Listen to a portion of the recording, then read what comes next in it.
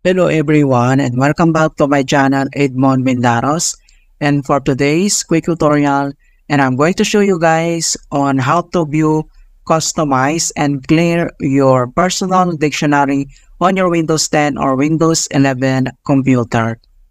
So the personal dictionary is a built-in feature and part of the personal inking and typing dictionary of Windows 10 or Windows 11, which is created using your handwriting patterns and typing history to help you get better suggestions and also highlight misspelled words.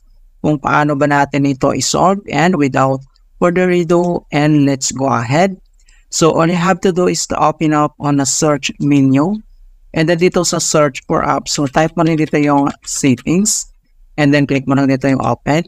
And next step, dito lang sa left side menu, and then kailangan mo lang iselect dito yung privacy and security, so click mo lang yan.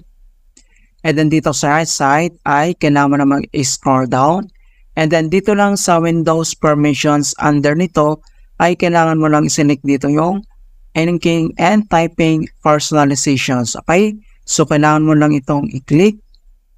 And the next step, so madirect tayo dito sa inking and typing personalization settings. And the next step dito ay kailangan mo lang i-select dito yung custom dictionary. So click mo lang yan.